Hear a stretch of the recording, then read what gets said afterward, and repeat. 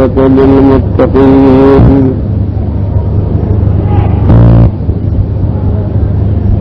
والجنة للموحدين والنار للملحدين والصلاة والسلام على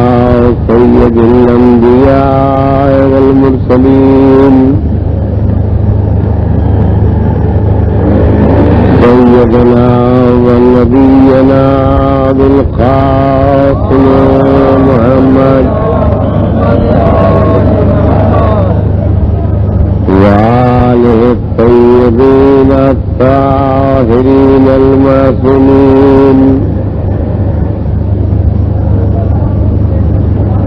واللعنة الدائمة على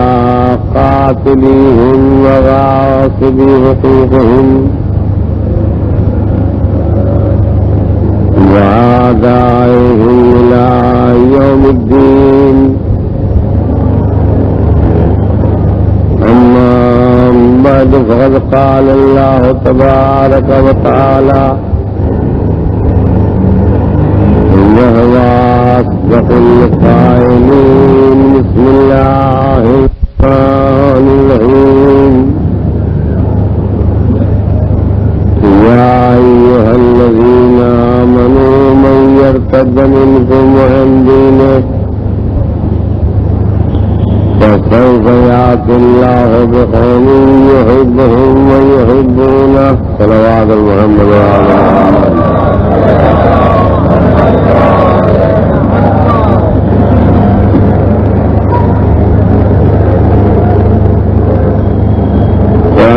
کی صاحب کی روشنی میں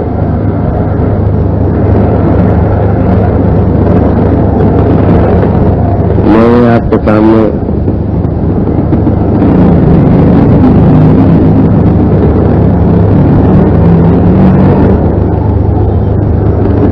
پچھلے 2 دنوں میں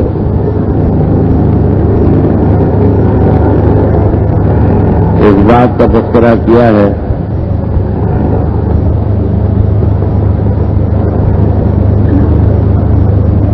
اللہ یہ کہتا ہے کہ وہ ایمان لانے والے جو ایمان لانے کے بعد دین کو چھوڑ دیتے اللہ کو ایسے ایمان لانے والوں کی کوئی پرواہ نہیں. البتہ خدا یہ چاہتا ہے کہ ایسی قوم اور ایسی سوسائٹی پیدا ہو جائے جو ایمان لانے کے بعد دین کو مانے اور دین پر عمل کرے, دین کو چھوڑے نہیں.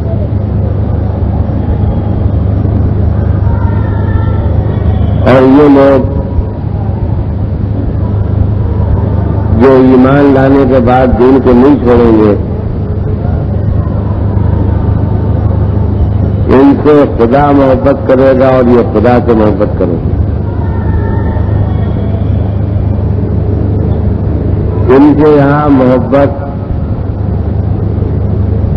اور نفرت دونوں کا تعلق اللہ سے ہوگا. لہذا ہر خدا کے دوست کے لیے یہ نرم ہوں گے اور محبت کریں گے اور خدا کے ہر دشمن کے لیے سخت ہوں گے اور نفرت کریں گے. یہ زندگی میں جو کچھ کوشش کریں گے ان کی ہر کوشش راہ خدا میں ہوگی اور یہ کوشش اس حوصلے کے ساتھ کریں گے کہ دنیا کیا کہتی ہے اس کا یہ اثر نہیں ہے. میں نے آپ کے سامنے تفصیل کے ساتھ یہ بات بیان کی ہے کہ قرآن مجید یہ جو کہتا ہے کہ کچھ لوگ ایسے ہیں جو ایمان لانے کے بعد دین کو چھوڑ دیتے، تو یہ وہ لوگ ہیں جو ایمان تو لاتے ہیں مگر ان کا دماغ مسلمان نہیں ہوتا. یہ ایمان لے آتے ہیں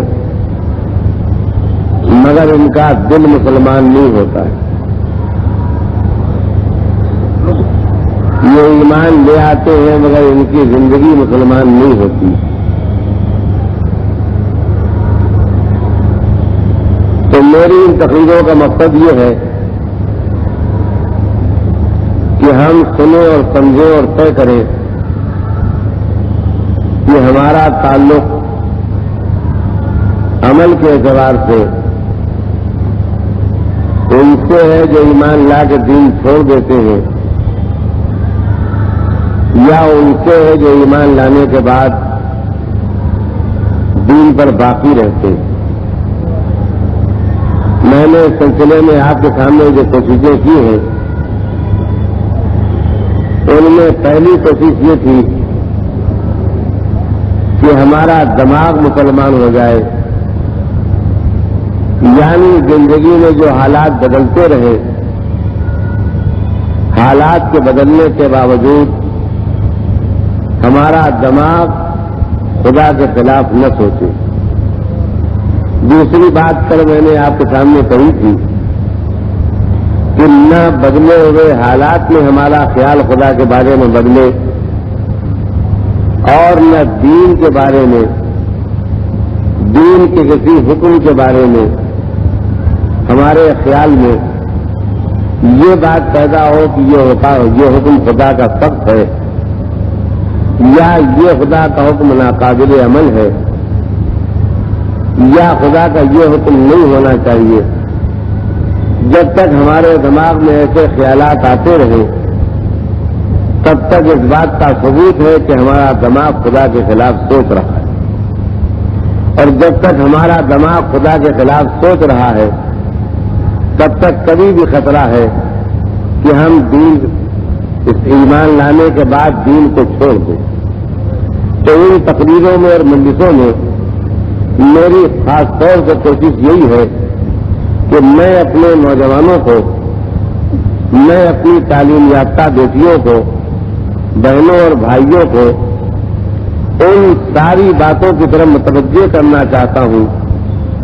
جہاں شیطان ہمارے دماغ کو خدا کے خلاف سوچنے پر آمادہ کرتا ہے. دو باتیں میں نے آپ کو سنائی ہیں، آج میں تیسری بات سنانا چاہتا ہوں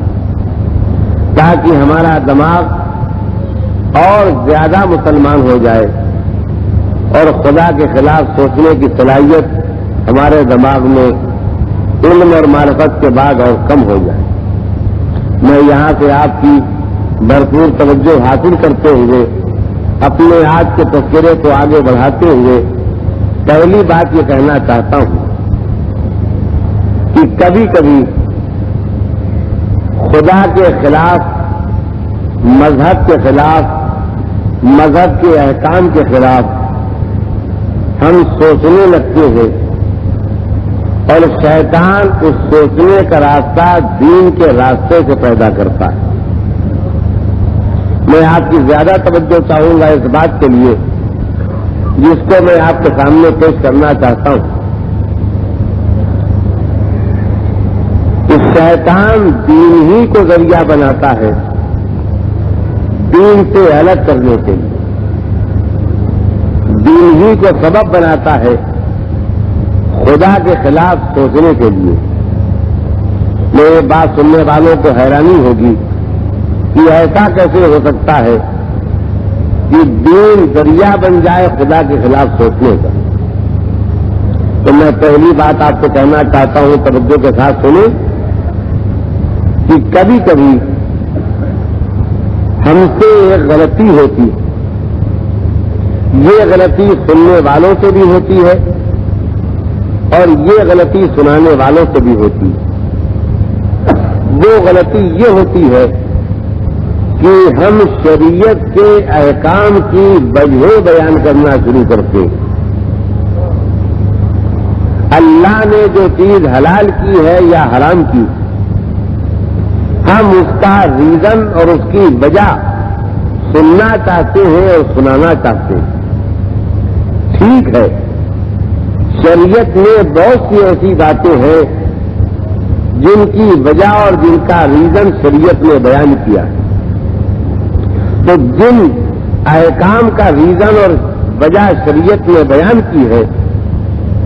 وہ تو ہم سنا بھی سکتے ہیں اور سن بھی سکتے ہیں، سمجھا بھی سکتے ہیں اور سمجھ بھی سکتے ہیں۔ مثال کے طور پر شریعت نے ہمیں یہ بتایا کہ مذہب میں سور کا گوشت کا کھانا اس لیے حرام قرار دیا گیا ہے کہ جانوروں میں یہ جانور ایسا جانور ہے جس میں کسی قسم کی غیرت اور شرم اور حیا نہیں پائی جاتی۔ شریعت میں اور تفصیل بیان کی گئی کہ یہ جانوروں میں ایسا جانور ہے کہ اگر اس کے نر کے سامنے اس کی مادہ سے دوسرا نر تعلق پیدا کرتا ہے تو اس میں کسی قسم کی مخالفت کا جذبہ نہیں پیدا ہو۔ تو مذہب نے کہا کہ جو لوگ اس کا گوشت کھاتے رہتے ہیں، گوشت کھاتے کھاتے ان میں بھی ایسی بے شرمی پیدا ہو جاتی ہے کہ اگر ان کے گھر کی عورتوں سے غیر مرد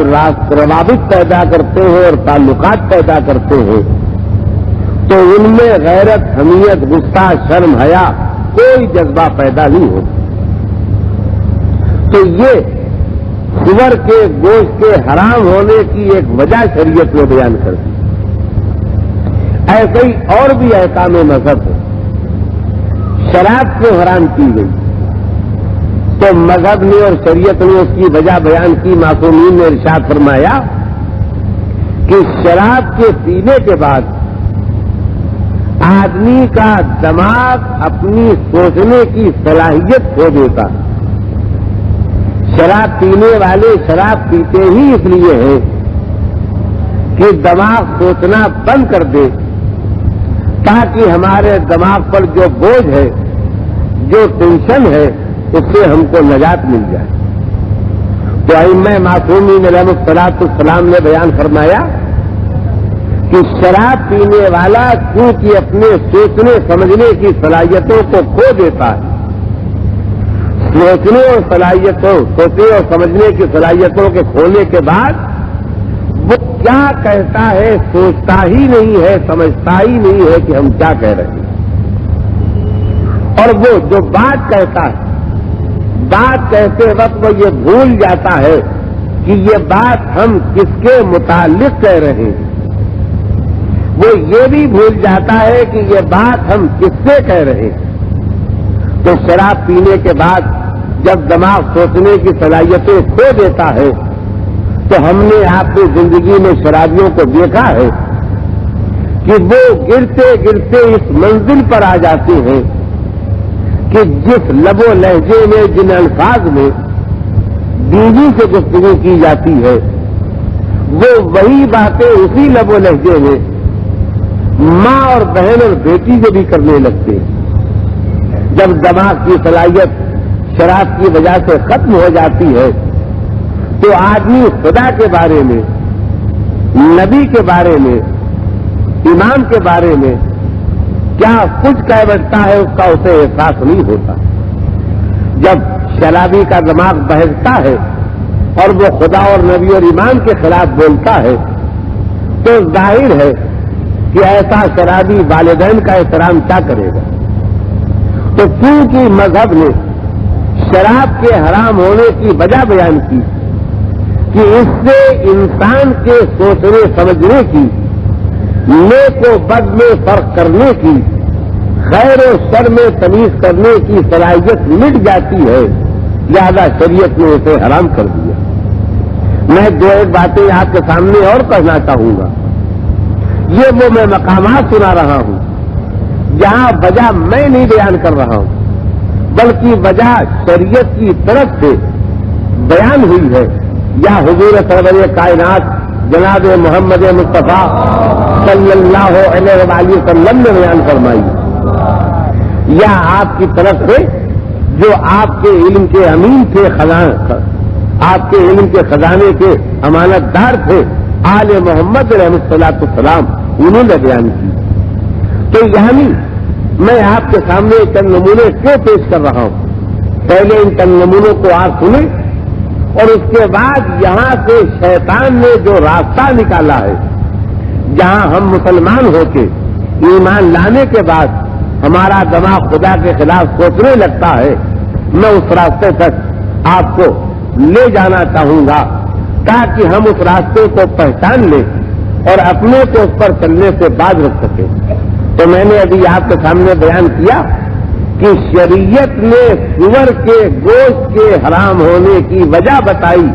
کہ اس کے کھانے سے انسانوں میں بے حیائی پیدا ہو جاتی۔ شراب کے لیے اس نے کہا کہ شراب کو اس لیے حرام کیا گیا ہے کہ اس کے بعد سوچنے سمجھنے کی صلاحیت ختم ہو جاتی ہے، کیا کہنے والا کہتا ہے نہیں سمجھتا ہے، کس سے کہہ رہا ہے نہیں سمجھتا ہے، کس کے لیے کہہ رہا ہے نہیں سمجھتا ہے، لہذا شراب حرام کی گئی۔ ویسے ہی جوا بھی حرام کیا گیا۔ جوا کیوں حرام کیا گیا؟ جن کو جوے کی لت اور عادت پڑ جاتی ہے ان میں فرائض اور ذمہ داری اور ڈیوٹی کا احساس ختم ہو جاتا ہے۔ اگر ہم زندگی میں تلاش کریں تو ایسے لوگ ہمیں ملیں گے جو جوئے کھیلنے کے عادی ہو جاتے ہیں، تو گھر سے نکلے ہیں بیمار بچے کی دوا لینے کے لیے۔ بچہ بیمار ہے، شدید بیمار ہے، باپ نکلا ہے اپنے دل میں یہ تڑپ لیے ہوئے کہ جلد سے جلد دوا لے کے پہنچے تاکہ بچے کی تکلیف دور ہو جائے، مگر راستے میں جوا کھیلنے کا کوئی ساتھی مل جاتا ہے، وہ نسخہ بھی وہیں رکھ دیتا ہے، وہ دوا کی شیشی بھی وہیں رکھ دیتا ہے اور جوا کھیلنا شروع کر دیتا ہے۔ تو ایسے افراد اپنی ذمہ داریاں فراموش کر دیتے ہیں، بزنس فیل ہو جاتے ہیں، خاندان کی ذمہ داریاں نہ ادا کرنے کی بنا پر تعلقات خراب ہو جاتے ہیں، بیماروں کو دوا نہیں پہنچتی ہے۔ تو چونکہ یہ ایک ایسی لت اور ایسی عادت ہے جو انسان کو فرائض کی ادائیگی سے روک دیتی ہے، لہذا مذہب نے اسے حرام قرار دیا۔ ویسے ہی مذہب نے کھیل اور کود کو بھی حرام کیا۔ کھیل اور کود کے لیے عربی کے الفاظ ہیں لہو و لعب۔ لہو و لعب کسے کہتے ہیں؟ سارے وہ کام جن کا تعلق ورزش سے ہے، ایکسرسائز سے ہے، ان کو کھیل اور کود کے فہرست میں نہیں لایا جاتا، لیکن جب مشغلہ بن جائے کوئی کھیل،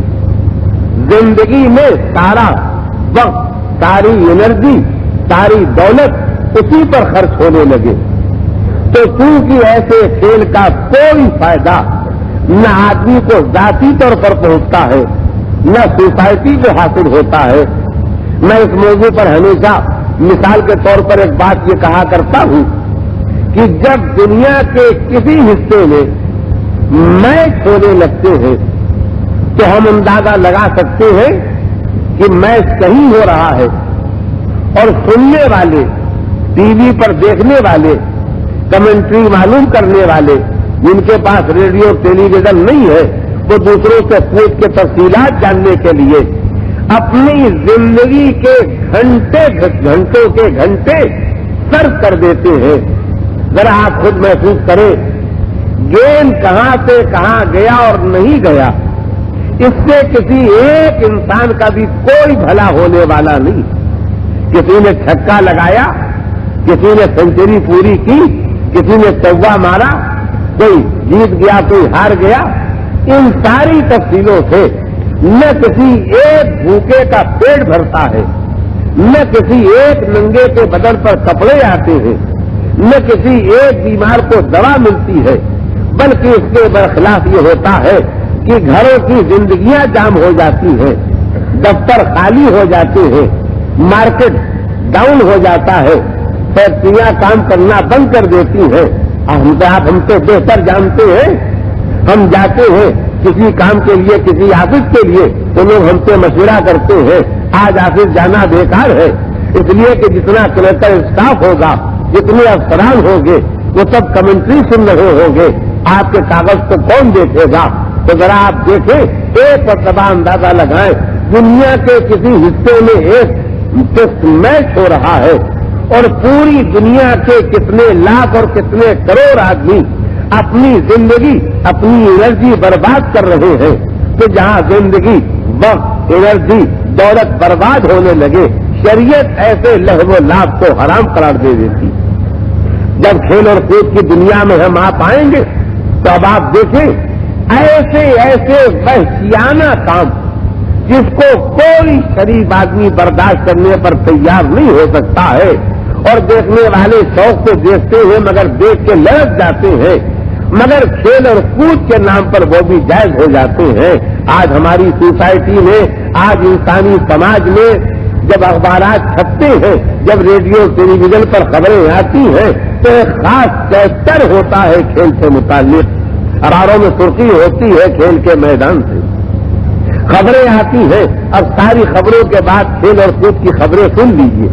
یعنی ہماری سوسائٹی میں کھیل اور کود کو اتنی جگہ دے دی گئی ہے. میں اس پر آپ کا زیادہ وقت نہیں لینا چاہتا, مگر میں مثال کے طور پر یہ بات کہنا چاہتا ہوں, جب باکسنگ ہونے لگتی ہے تو باکسنگ کا فقط ایک ہی مطلب ہوتا ہے کہ آدمی جانور بن جائے اور اپنے سامنے والے آدمی کو جانور سمجھ لے, جانور سے زیادہ بدتر پتھر سمجھ لے, اور وہ مارے جتنی طاقت سے مار سکتا ہے. جبڑا ٹوٹ جائے, چہرہ ٹوٹ جائے, آنکھ ضائع ہو جائے, کسی طریقے سے وہ ہمت ہار کے کہہ دے کہ ہم ہار گئے. یعنی معلوم یہ ہوتا ہے یہ دو آدمی نہیں لڑ رہے ہیں, یہ دو جانور ہیں جو لڑ رہے ہیں. ذرا آپ پہچانیے, اس لڑائی کے لیے کروڑوں روپے خرچ ہوتے ہیں, لاکھوں آدمی دیکھتے ہیں, لاکھوں آدمی شرط لگاتے ہیں کون ہارے گا کون جیتے گا. تو یہ ویسٹیج ہے یا نہیں ہے زندگی کا, انرجی کا, ٹائم کا, وقت کا, عمر کا. اس لیے ایسے سارے کھیل جو ورزش کے بجائے, ایکسرسائز کے بجائے, ہیلتھ اور صحت کو مفید ہونے کے بجائے مشغلہ بن کے ضائع ہونے کا ذریعہ بن جائے, شریعت ان چیزوں کو حرام قرار دیتی ہے. لیکن میں نے یہ تمہید آپ کے سامنے اس لیے بیان کی ہے کہ میں نے چند باتوں کا تذکرہ کیا. شراب کیوں حرام ہے, وجہ بیان کی میں نے. سور کا گوشت کیوں حرام ہے, وجہ سے بیان کی میں نے. جوا کیوں حرام ہے, وجہ کیا بیان کی میں نے. کھیل کیوں حرام ہے, وجہ بیان کی میں نے. ایسے ہی گانے اور باجے کو شریعت نے بھی حرام قرار دیا ہے. بلکہ اگر آپ حدیثیں پڑھیں تو شریعت میں جو حدیثیں آئی ہیں شریعت میں, اس میں یہاں تک بھی حدیث آئی ہے کہ زنا, بدکاری, ناجائز تعلقات سے بڑا گناہ ہے. کون چیز؟ گانا. کیوں؟ اس لیے کہ بدکاری, ناجائز تعلقات تھوڑی دیر تک ہوتے ہیں, اس کے بعد آدمی اپنے حواس میں آ جاتا ہے. لیکن جن کے دماغوں پر گانا, میوزک, موسیقی کا نشہ طاری رہتا ہے, وہ بھول جاتے ہیں کہ ہم کس دنیا میں ہیں. میں نے ابھی آپ کے سامنے کہا تھا کہ شراب کی صفت یہ ہوتی ہے کہ وہ آدمی کے سوچنے اور سمجھنے کی صلاحیتوں کو ختم کر دیا کرتی ہے. تو ویسے ہی اگر گانے اور باجے اور میوزک میں ہمارے سماج میں کبھی کبھی آپ ان افراد کو دیکھیں جن فیملیوں میں, جن سوسائٹیوں میں اس کا رواج ہو جاتا ہے, وہ ہمارے سامنے بیٹھے ہوئے ہیں, ہم ان سے بات پوچھ رہے ہیں, وہ جواب دینے کے بجائے کوئی دھن ہے جس کو گا رہے ہیں, کوئی آواز ہے جسے نکال رہے ہیں, ہم ان سے منتظر ہیں کہ ہماری بات سن کے جواب دیں گے. وہ ہمارے سامنے بیٹھے ہیں مگر غیر حاضر ہیں, ہمارے سامنے ہے ہی نہیں ہے. تو جیسے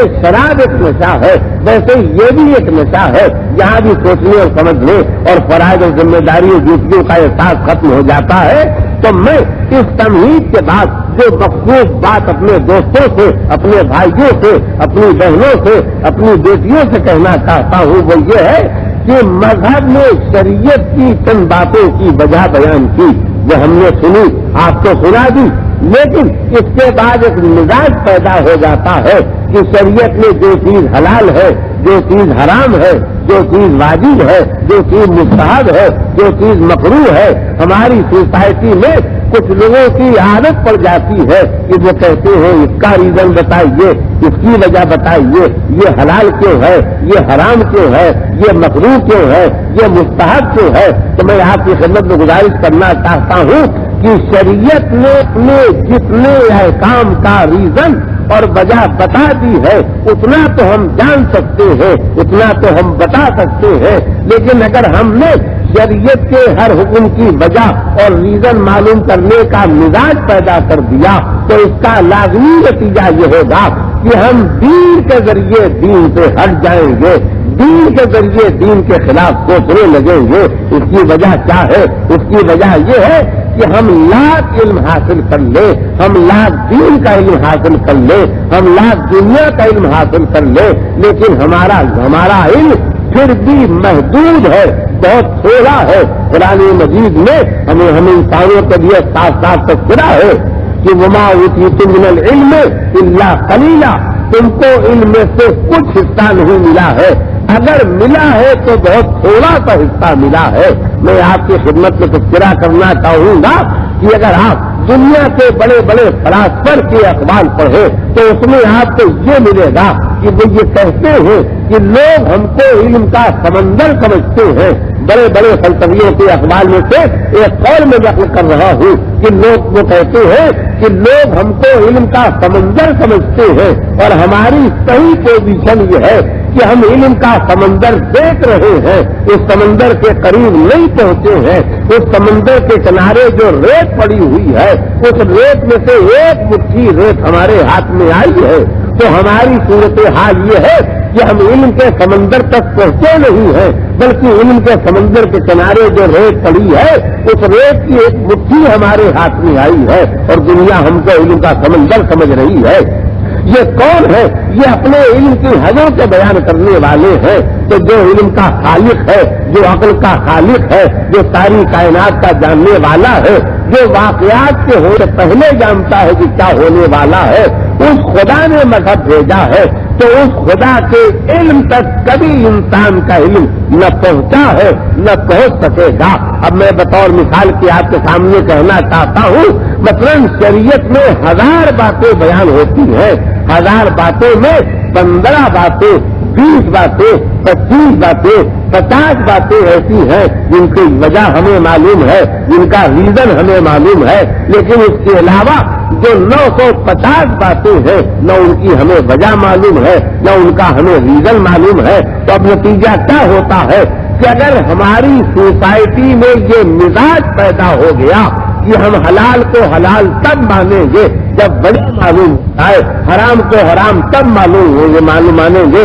جب وجہ معلوم ہو جائے، عبادت ہم تب کریں گے جب وجہ معلوم ہو جائے، واجب پر عمل ہم تب کریں گے جب وجہ معلوم ہو جائے، تو میں نے مثال دی ہے، اسی مثال پر فیصلہ کر لیجئے۔ شریعت 1000 باتوں کا حکم دے گی، ہم 25-50 باتوں کی وجہ جانیں گے اور 950 باتوں کی وجہ نہیں جانیں گے، تو نتیجہ کیا ہوگا؟ ہماری جہالت ذریعہ بنے گی کہ یہ 50 باتیں تو ماننے کے قابل ہیں اور بقیہ 950 باتیں ماننے کے قابل نہیں ہیں۔ تو میں آپ کی خدمت میں اس منزل کو اس لیے تفصیل کے ساتھ بیان کرنا چاہتا ہوں کہ کبھی بھی ہماری مسلم سوسائٹی میں احکام شریعت کے بارے میں، احکام خدا و رسول اور امام کے بارے میں یہ مزاج نہیں پیدا ہونا چاہیے کہ اس کی وجہ کیا ہے، اس کا ریزن کیا ہے، اور جب تک وجہ نہیں معلوم ہو جائے، جب تک ریزن نہیں معلوم ہو جائے، تب تک ہم شریعت کے احکام کو نہ مانیں، اس پر عمل کرنے کے لیے نہ تیار ہو۔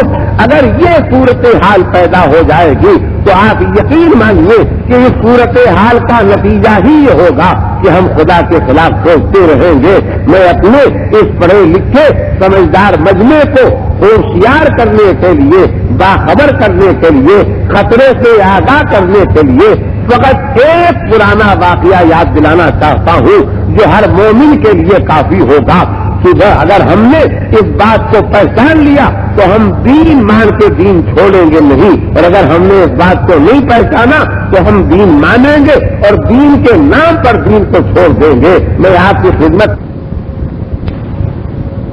بتا سکتا ہے شیطان نے کتنے سجدے کیے، مگر شیطان کو خود خبر نہیں تھی کہ میں نے کتنے سجدے کیے ہیں۔ آپ نے ذاکرین سے برابر سنا ہے اور میں نے بھی کتابوں میں اتنا پڑھا ہے کہ شیطان نے اتنی عبادت کی تھی، اتنے سجدے کیے تھے کہ وہ سجدہ کرنے والوں کا اور عبادت کرنے والوں کا سردار کہلاتا تھا۔ وہ ملک جو پیدا ہوا ہے عبادت خدا کے لیے وہ پیچھے رہ گیا تھا، شیطان ان کا سردار بن کر کے آگے بڑھ گیا تھا، مگر یہ عبادت کرنے والا شیطان جو ملائکہ عبادت کے لیے پیدا ہوئے ہیں ان کا سردار بن جانے والا شیطان کہاں سے شیطان بنا ہے؟ تو اس وجہ سے میں اپنے بھائیوں اور بہنوں، اپنے بچوں اور نوجوانوں اور بیٹیوں کو خاص طور سے سنانا اور سمجھانا چاہتا ہوں، ایسی کثیر بڑی تعداد میں عبادت کرنے والے شیطان سے جب پروردگار عالم نے کہا اب تک تو نے مجھے سجدے کیے ہیں، مجھے خدا مانتا آیا ہے، مجھے اپنا حاکم تسلیم کرتا آیا ہے، آج میں تجھے یہ حکم دیتا ہوں اور میں خالی تجھے کو حکم نہیں دے رہا ہوں، جتنے بھی آسمان میں پائے جاتے ہیں، آسمان میں رہنے والی ہر مخلوق کو حکم دے رہا ہوں کہ میں ایک مٹی کا پیکر بناؤں گا، اس پیکر میں روح ڈالوں گا، جب روح پڑنے کے بعد اس پیکر میں زندگی آ جائے تو اس کا نام آدم ہوگا، تو روح پڑنے کے بعد زندگی آنے کے بعد ان آدم کے سامنے سجدہ کرنے کے لیے میرے حکم کی بنا پر جھک جانا۔ بس یہیں پر میں توجہ چاہتا ہوں آپ کی، ملائکہ نے آدم کو سجدہ کیا، ریزن پوچھے بغیر، وجہ معلوم کیے بغیر، ان کے دماغ میں فقط ایک بات تھی، جب ہم نے حاکم کو مان لیا ہے تو اس کے حکم کو مان لینا چاہیے، لیکن شیطان کہاں سے شیطان بنا؟ شیطان وہاں سے شیطان بنا جہاں اس نے ریزن معلوم کرنے کی کوشش کی، وجہ معلوم کرنے کی کوشش کی، اپنا خیال پیش کرنا شروع کیا، اس نے پورا ایک فلسفہ علاج کر لیا۔ قرآن مجید میں آج تذکرہ موجود ہے، آپ نے ہر ذاکر کی زبان سے سینکڑوں مرتبہ سنا ہے، میں دوہرا کے اس میں آپ کا وقت ضائع کرنا چاہتا ہوں، اس نے کہنا شروع کیا پالنے والے یہ تیرا حکم ہماری سمجھ میں نہیں آتا ہے، اس لیے کہ ہم آگ سے بنے ہیں، یہ مٹی سے بنے ہیں، مٹی کو اوپر پھینکو تو نیچے جاتی ہے، آگ کو نیچے جلاؤ تو اوپر جاتی ہے، تو مٹی سے بننے والے کو سجدہ کرنا چاہیے، اس کو جو آگ سے بنا ہو۔ یہ تو کیسا حکم دے رہا ہے کہ جو آگ سے بنا ہے وہ سجدہ اسے کرے جو مٹی سے بنا ہے؟ نتیجہ کیا نکلا؟ اس وجہ معلوم کرنے کے چکر میں شیطان بن گیا، ریزن معلوم کرنے کے چکر میں شیطان بن گیا۔ اگر اس نے بھی ملائکہ کی طرح سے یہ طے کیا ہوتا جب خدا کو حاکم مان لیا ہے تو حاکم کے سامنے جھک جانا ہماری ڈیوٹی ہے، حاکم کے سامنے جھک جانا ہمارا فریضہ ہے، تو وہ دین کو مان کے دین پر باقی رہتا جیسے ملائکہ باقی رہے، لیکن وہ ریزن کے چکر میں پڑ گیا، وجہ معلوم کرنے کے لیے اس نے فلسفہ ایجاد کیا، اپنے دل و دماغ سے خیالات پیدا کیے، یعنی جو میں نے کبھی کبھی اپنے دوستوں سے سنا ہے مذہب کی باتیں ہونے لگتی ہیں تو وہ ان کی زبان سے یہ فکرہ نکلتا ہے میرا ماننا تو ایسا ہے، میرا کہنا تو ایسا ہے، تو میں ان کو خبردار کیا کرتا ہوں کہ مذہب اور شریعت کی باتوں میں کبھی یہ نہ کہیے کہ میرا کہنا ایسا ہے، میرا ماننا ایسا ہے، ہم چاہے جو ہمارا کہنا کچھ ہو، ہم چاہے جو ہمارا ماننا کچھ ہو، ہم تو حاکم کے سامنے سر جھکانا اپنا فریضہ سمجھتے ہیں۔ بس شیطان نے کیا چیز کیا تھا؟ وہ یہی کہہ رہا تھا کہ میرا ماننا تو ایسا ہے، میرا کہنا تو ایسا ہے کہ آدم کو میرے سامنے سجدہ کرنا چاہیے، مجھے آدم کے سامنے سجدہ نہیں کرنا چاہیے۔ میں سمجھتا ہوں یہ اتنی کھلی ہوئی مثال ہے، یہ اتنا واضح معاملہ ہے کہ اس کے بعد ہر بچہ آسانی کے ساتھ اگر وہ سمجھدار ہو تو پہچان لے گا، دین مان کے دین کو چھوڑنے کا ایک ذریعہ یہ بن جاتا ہے جب ہم شریعت اور خدا اور نبی امام سے حکم کی وجہ کی تلاش میں رہتے ہیں۔ میں آپ کی خدمت میں یہاں پر ایک لفظ کہنا اور ضروری سمجھتا ہوں، مذہب نے سوچنے سمجھنے پر پابندی نہیں لگائی ہے، مگر وہ یہ کہتا ہے سوچنا سمجھنا ہے تو سوچو سمجھو اس بات پر کہ خدا ہے یا نہیں ہے سوچنا سمجھنا ہے تو اس بات کو سوچو اور سمجھو کہ خدا کیسا ہے، اس کے صفات کیسے ہے، اس کی عظمت کیسی ہے، اس کے کمالات کیسے ہے، سوچنا سمجھنا ہے تو اس کو سوچو سمجھو کہ اس نے ہماری ہدایت کے لیے جو نبی بھیجے ہیں وہ کیسے ہوتے ہیں، وہ علم لے کے پیدا ہوتے ہیں، وہ بے گناہ پیدا ہوتے ہیں، وہ خدا کی طرف سے مقرر ہو کے پیدا ہوتے ہیں، سوچنا سمجھنا ہے تو یہاں پر سوچو اور سمجھو کہ حضور سرور کائنات جناب محمد مصطفیٰ صلی اللہ علیہ وآلہ وسلم پر جب نبوت ختم ہو گئی ہے تو کیا آپ کی ذات گرامی پر ہدایت ختم ہو سکتی ہے یا نہیں ختم ہو سکتی ہے؟ اور اگر ہدایت نہیں ختم ہو سکتی ہے تو نبوت اور رسالت کے خاتمے کے بعد وہ کون ہے جو ہدایت کرے گا؟ اگر وہ نبی نہیں ہے، اگر وہ رسول نہیں ہے تو اس حاجی کا نام کوئی ہونا چاہیے۔ وہاں پر ہماری عقل مذہب سے مطمئن ہو جائے گی جب ہمیں معلوم ہوگا نبوت ختم کی جا رہی ہے، امامت شروع کی جا رہی ہے، رسالت ختم کی جا رہی ہے، ولایت شروع کی جا رہی ہے،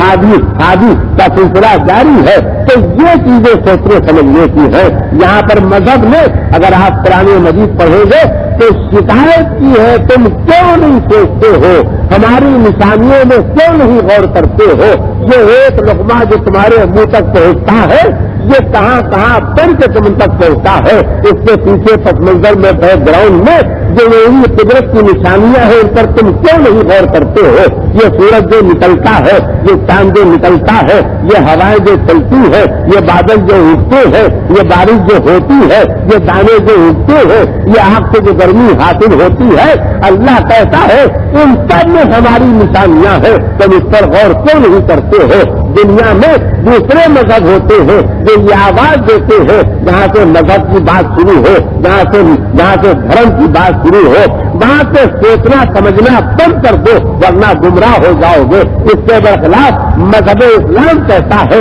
تم کیوں نہیں سوچتے ہو؟ یہ دین سوچنے والوں کے لیے ہے، یہ دین سمجھنے والوں کے لیے ہے، یہ دین عقل والوں کے لیے ہے، لیکن عقل کا استعمال کہاں ہونا چاہیے؟ خدا کے پہچاننے میں ہونا چاہیے، نبی کے پہچاننے میں ہونا چاہیے،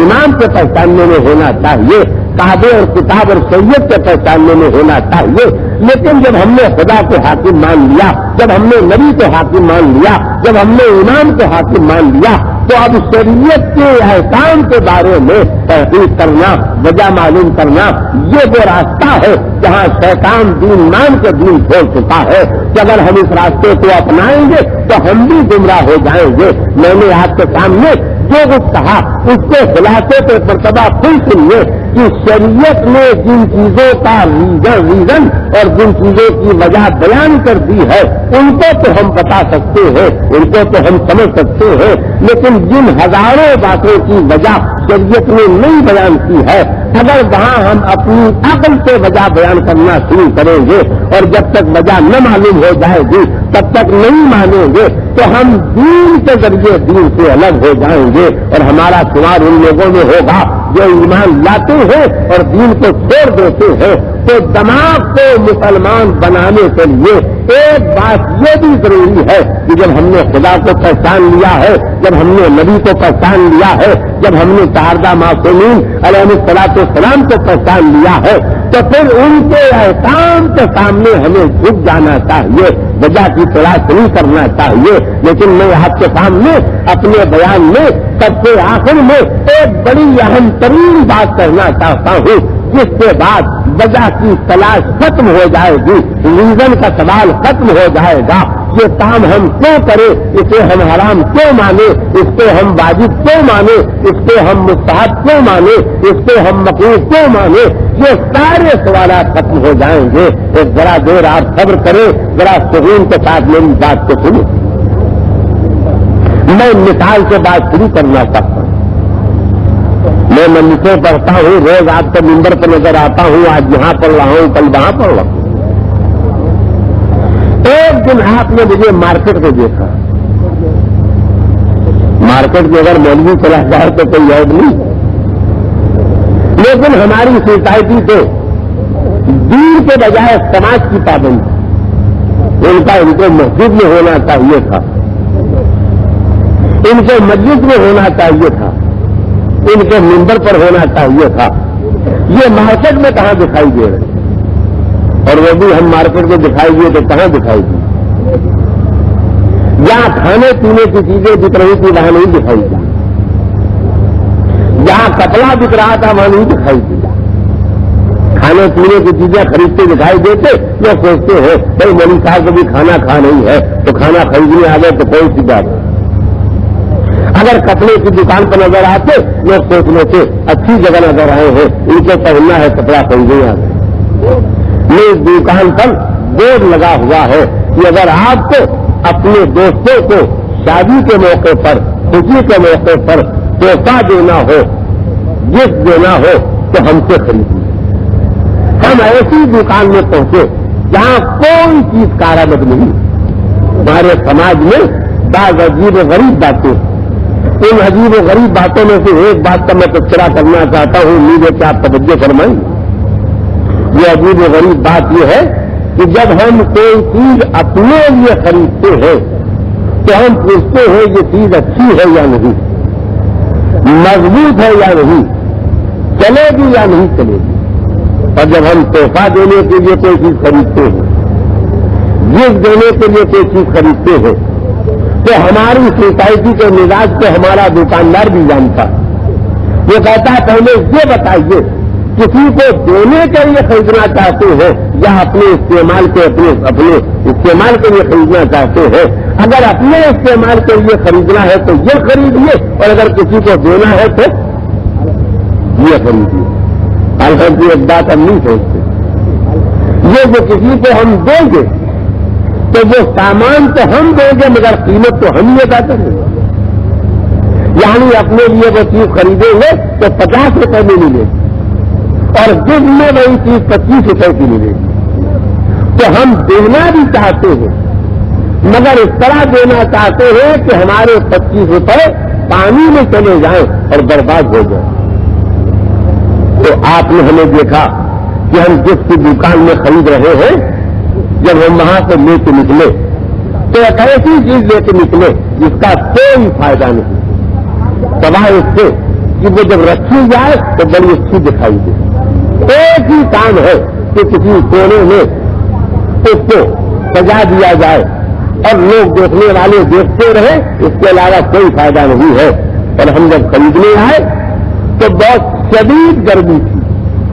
یا بہت شدید سردی تھی،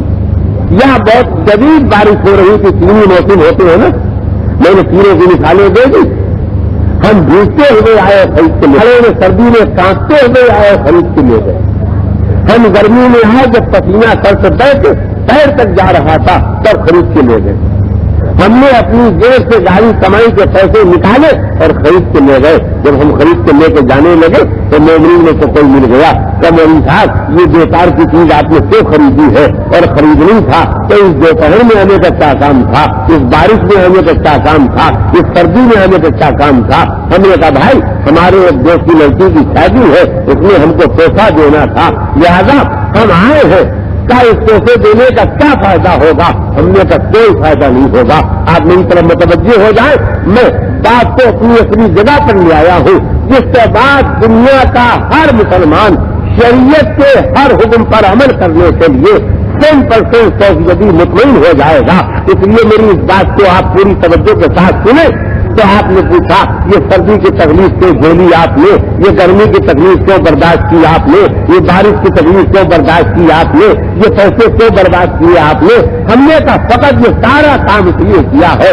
کہ ہمارے دوست کی ایک لڑکی کی شادی ہونے والی ہے، ہم اس شادی کے موقع پر اپنے دوست کی خوشی حاصل کرنے کے لیے اس کی لڑکی کو تحفہ دینا چاہتے ہیں۔ تو میں آپ کی خدمت میں آپ کی توجہ حاصل کرتے ہوئے ایک بات پوچھنا چاہتا ہوں۔ پیسے خرچ کیے میں نے، وقت خرچ کیا میں نے، سواری میں اپنے پہ اپنا وقت خرچ کیا میں نے، زحمت جھیلی میں نے، پیسہ خریدا میں نے، یہ سارے پورے کام کا مقصد کیا ہے ایک دوست کی خوشی حاصل کرنے کے لیے. تو اگر ایک دوست کی خوشی حاصل کرنے کے لیے ہم وقت خرچ کر سکتے ہیں, پیسے خرچ کر سکتے ہیں, تکلیف برداشت کر سکتے ہیں, اور ہم سے کوئی آدمی کہے یہ آپ نے بیکار کی چیز خریدی ہے, ہم نے کہا یہ لاکھ بیکار ہو, مگر ہمارا دوست خوش ہو جائے گا. ہم لے کے پہنچے, شادی کے دن پہنچے, ایک دن خریدنے آئے تو تب وقت خرچ کیا تھا, ایک دن پہنچانے گئے جب ہم کو شادی کا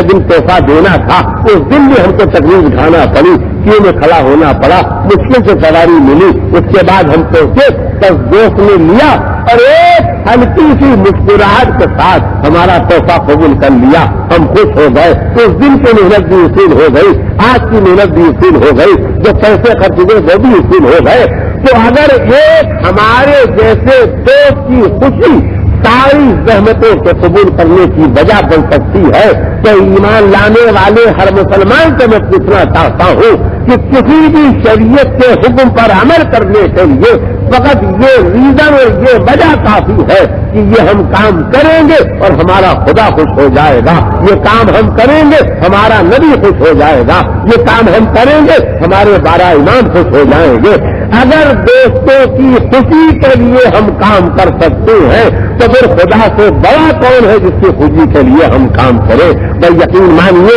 اسی لیے آپ دیکھیں کوئی عبادت نہیں بنتی ہے جب تک اس عبادت میں ہماری یہ نیت نہ ہو کہ یہ ہم کام کرتے ہیں قربتاً اللہ.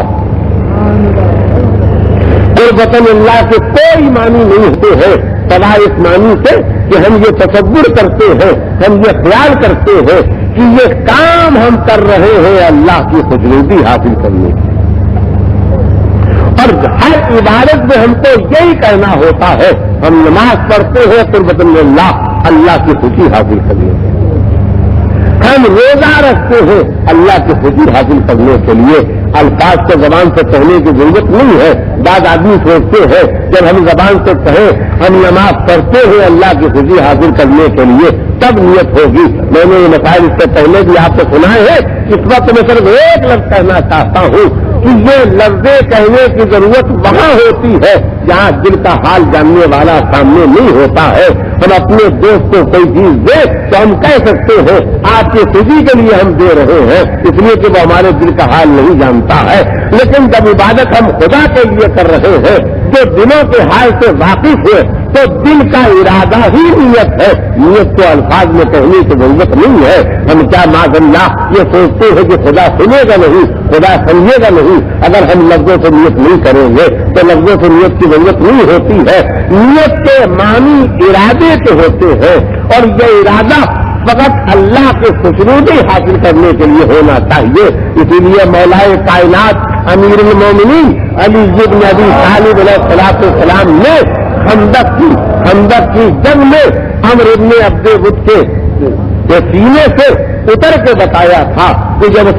میں نے اسے قتل کرنا چاہا اللہ کی خوشی کے لیے اور اس نے میری طرف لعاب جہن چھوٹ پھینکا تاکہ مجھ میں غصہ پیدا ہو جائے اور مجھ میں غصہ پیدا ہوا تو اتنی دیر تک میں نے اس کو قتل کرنا چھوڑ دیا, اس لیے کہ میں خدا کی خوشنودی کے لیے کام کرنا چاہتا تھا, اپنے نفس کی خوشنودی اس میں شامل نہیں کرنا چاہتا تھا. یہ ہمیں علی پیغام دے رہے ہیں کہ عبادت خدا کے لیے احکام شریعت پر عمل کرنے کے لیے نہ سائنسی وجہ تلاش کرو, نہ صحت والی وجہ تلاش کرو, نہ کوئی عقلی وجہ تلاش کرو, نہ کوئی علمی وجہ تلاش کرو, بلکہ بھروسہ کرو کہ جس نے حکم دیا ہے وہ علم کا خالق ہے, وہ عقل کا خالق ہے, اس کا کوئی کام غلط ہو ہی نہیں سکتا ہے. اس نے جو حکم دیا ہے وہ ہماری بھلائی اور فائدے کے لیے دیا ہے. تو میری آج کی پوری تقریر کا خلاصہ اور ماحصل یہ ہے کہ اگر ہم اپنے دماغ کو مسلمان رکھنا چاہتے ہیں, اگر ہم اپنے دماغ کو مسلمان بنانا چاہتے ہیں تو ہم کو یہ بھی عادت ڈالنا پڑے گی کہ مذہب میں جو حلال ہے, جو حرام ہے, جو نجس ہے, جو پاک ہے, جو حرام ہے, جو واجب ہے, جو مستحب ہے, جو مکروہ ہے اس کے لیے فقط یہ یقین رکھے کہ یہ کام ہم اللہ کی خوشی کے لیے کرتے ہیں. ہمارے کسی بچے کے دماغ میں خیال آ سکتا ہے ہم مانتے خدا کو ہے، نہ خدا کے بعد نبی کو مانتے ہیں، نبی کے بعد امام کو مانتے ہیں، مگر عبادت میں تو فقط یہ کہتے ہیں کہ ہم یہ کام کرتے ہیں اللہ کی خوشی کے لیے. تو میں آپ کی خدمت میں یہ گزارش کرنا چاہوں گا کہ خدا جو چاہتا ہے نبی وہی چاہتے ہیں، خدا جو چاہتا ہے 12 کے 12 امام وہی چاہتے ہیں. تو ان کی اور خدا کی مرضی میں، خوشنودی میں، خوشی میں، خواہش میں کوئی فرق ہی نہیں ہے. تو جو کام ہم خدا کی خوشی کے لیے کرتے ہیں اسی کام سے نبی بھی خوش ہو جائیں گے، اسی کام سے 12 کے 12 امام بھی خوش ہو جائیں گے. تو احکام شریعت میں وجہ معلوم کرنے کے لیے عقل و علم کی زور آزمائی کرنے کا راستہ وہ راستہ ہے کہ ہم کو شریعت کے سارے احکام کی وجہ نہیں معلوم ہوگی، اور جب نہیں معلوم ہوگی تو ہمارا دماغ باغی ہو جائے گا، مذہب کے خلاف ہم سوچنے لگیں گے اور اس راستے پر آ جائیں گے جو شیطان کا راستہ ہے. اس کے بجائے ہم کو ملک کے راستے پر جانے کے لیے ہر حکم خدا کے لیے، چاہے وہ واجب ہو، چاہے وہ مستحب ہو، چاہے وہ حرام ہو، چاہے وہ مکروہ ہو، فقط اتنا تصور کر لینا کافی ہے کہ اس میں خدا خوش ہے. اب کبھی نہیں سوچنا چاہے کہ ہم حج کرنے کے لیے جاتے ہیں تو اللہ سارے کپڑے کیوں اتروا دیتا ہے، کہتا ہے ایک چادر کاندھے پر ڈال لو اور ایک لنگی باندھ لو، ہم اس کے لیے تمہارے لیے لازم قرار دیتے ہیں احرام کو. وجہ تلاش نہیں کرنا چاہیے بلکہ ہم کو خوشی خوشی کپڑے اتار کے احرام حج باندھنا چاہیے کہ یہ تو وہ لباس ہے جس میں دیکھ کے خدا خوش ہو رہا ہے. ٹوپی ہم پہنتے ہم خوش ہوتے، شیروانی ہم پہنتے دیکھنے والے خوش ہوتے، دوسرے کپڑے ہم پہنتے تو سوسائٹی والے خوش ہوتے. یہ لباس احرام تو وہ لباس ہے جس میں خدا خوش ہو رہا ہے. ہم اپنے گھروں میں رہتے ہیں، فون کے نم گدوں پر رہتے ہیں، مکانوں میں ایئر کنڈیشن میں رہتے ہیں. وہ کہتا ہے آؤ عرفات کی ہوا میں لیٹو، مینا کے میدان میں لیٹو، مزدلفہ کے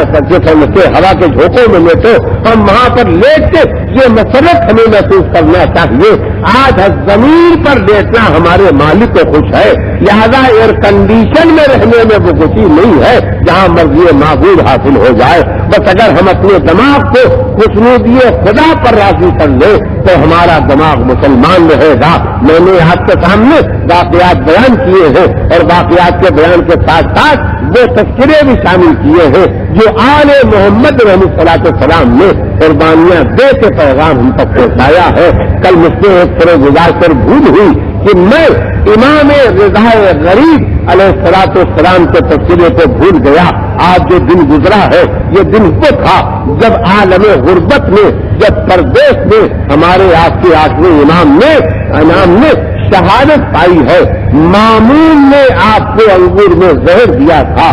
زہر ایسا تھا جس کے لیے کتابیں یہ بتاتی ہیں کہ اگر یہ زہر کسی دریا کے پانی میں ڈال دیا گیا ہوتا تو پانی زہریلا ہو جاتا. یعنی 8ویں امام کو زہر نہیں دیا گیا تھا بلکہ آپ کے جسم عزت میں زہر کا ایک دریا تھا جو اتار دیا گیا تھا. میں نے کچھ دن پہلے جب زیارت کی تھی تو مجھے ایک ایسا پتھر بھی دیکھنے میں آیا تھا جس کی رنگت سبز تھی. ہم نے جب پوچھا یہ پتھر کون سا پتھر ہے، یہ کہا جب 8ویں امام کو زہر دیا گیا تو امام اپنے سینے میں درد محسوس کرتے تھے. پہچانیے، تصور کیجیے اس امام کی تنہائی کا، غربت کا، جو پردیش میں ہے، وطن سے دور ہے، بیٹا بھی دور ہے، بچے بھی، بیوی بھی دور ہے اور سارے خاندان والے بھی دور ہے. زہر دیا گیا ہے. ایک بہن تھی جو بھائی کی محبت میں وطن سے نکلی تھی مگر وہ بھائی تک پہنچنے سے پہلے وہ قوم میں آ کے بیمار ہو کے انتقال کر گئی تھی. معصوم قوم جن کا نام فاطمہ ہے، جو امام غریب کی بہن ہے، وہ آپ کی شہادت سے 1 سال پہلے دن میں آ کے شہید ہو گئی تھی. ذرا تصور کیجیے، غربت میں بہن نے بھی جان دی ہے، غربت میں بھائی نے بھی جان دی ہے. کربلا میں بھائی پہلے شہید ہوا ہے، بہن بعد میں شہید ہوئی ہے، لیکن امام رضا غریب کے یہاں بہن پہلے انتقال کرتی ہے اور بھائی بعد میں شہید ہوتا ہے تو میں بات میں بات کہتے کہتے بھول گیا. میں نے جب اس پتھر کو پوچھا کہ یہ پتھر کیسا ہے تو لوگوں نے مجھے بتایا یہ وہ تبرکات ہے کہ لوگوں نے جمع کر کے رکھے ہیں اور یہ پتھر وہ پتھر ہے کہ ہمارے آج کی آخر امام جب سینے میں بہت درد محسوس کرتے تھے تو اس درد کی تکلیف کو دور کرنے کے لیے اس پتھر کو اپنے سینے پر رکھ لیا کرتے تھے. میں نے اس پتھر میں دیکھا کہ ہلکا ہلکا سبز رنگ تھا, ہرا رنگ تھا. ہم نے پوچھا یہ رنگ کیسا ہے تو لوگوں نے بتایا یہ رنگ وہ رنگ ہے کہ امام کو جو زہر دیا گیا تھا آپ کے جسم سے جو زہر کے بعد پسینہ نکل رہا تھا وہ ہرے رنگ کا تھا اور وہ اتنا نکلا تھا کہ اس پتھر کے رنگ میں اس کا رنگ شامل ہو گیا. میں نے اس پتھر کو اٹھانا چاہا, اٹھا تو میں نے لیا تھا مگر میں نے محسوس کیا بڑا وزنی پتھر ہے, اٹھانے کے لیے طاقت چاہیے. تو میں نے تصور کیا میرا امام عالم غربت میں کتنا درد محسوس کرتا تھا, کتنی بے چینی محسوس کرتا تھا جو آپ پتھر کو اپنے سینے پر رکھ لیا کرتے تھے. میں نے دن میں بھی ایک مجلس پڑھی تھی, وہاں بھی میں نے سنایا تھا. میرا جی چاہتا ہے کہ میں پھر آپ کو سنا دوں کہ آپ نے اپنے خادم سے کہا تھا کہ دیکھو میں جب واپس آؤں مامون کے دربار سے اور میرے سر پر آبا پڑی ہوئی ہو تو میرے حجرے کا دروازہ بند کر کے تم باہر بیٹھ جانا,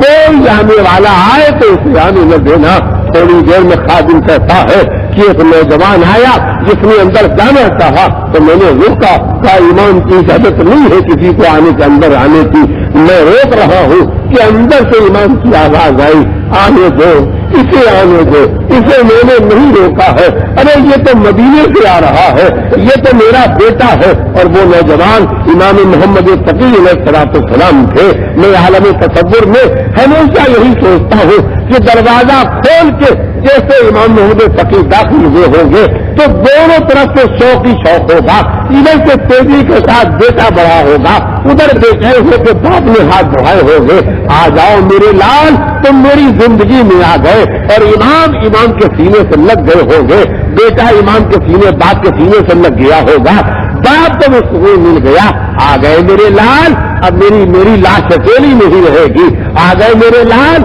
اب میری لاش کا حسن ہو جائے گا. آ گئے میرے لال, اب میری لاش کا کفن ہو جائے گا. آ گئے میرے لال, اب میری لاش دفن ہو جائے گی. لیکن اللہ کربلا میں اس کا الٹا منظر نظر آتا ہے.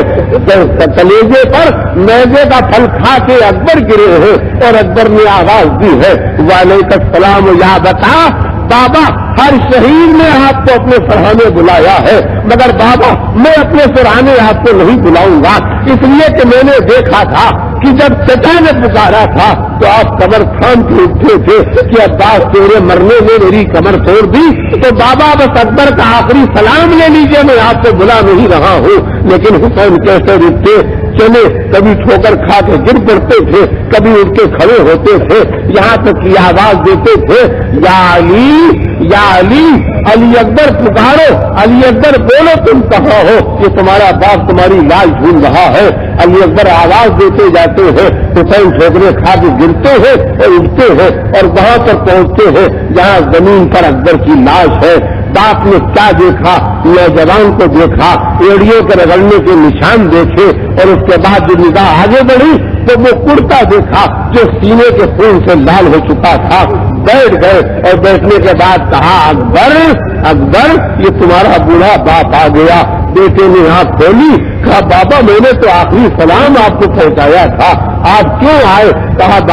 بیٹا یہ باپ کا دل ہے, تمہیں اس کا اندازہ نہیں ہے. تو اس کے بعد حسین کو ایک بڑا سخت امتحان دینا پڑا اور وہ امتحان یہ تھا کہ اکبر کے کلیجے میں جس ظالم نے نیزہ مارا تھا اس نے نیزہ کو نکال لیا تھا مگر ٹوٹا ہوا پھل اکبر کے کلیجے میں رہ گیا تھا. یہ امتحان حسین کو دینا پڑا کہ آپ نے اپنے نوجوان کے کلیجے سے نیزے کا ٹوٹا ہوا پھل نکالا. جس کے ساتھ اکبر کے کلیجے خون کا فوارہ ابلا. اکبر نے ہاتھ اٹھائے کہ بابا خدا حافظ ناصر میں جا رہا ہوں اور میں میرے جد رسول اللہ ایک جامع پیسہ لے کے آ رہے ہیں اور آواز دے رہے ہیں. اکبر حسین سے کہہ دو کہ تم بھی جلدی آ جاؤ, تمہارا نانا تمہارے فراق میں بے چین ہے. اے عالم الذین ظلموا ای منقلب ینقلبون علی لعنۃ اللہ والقوم الظالمین.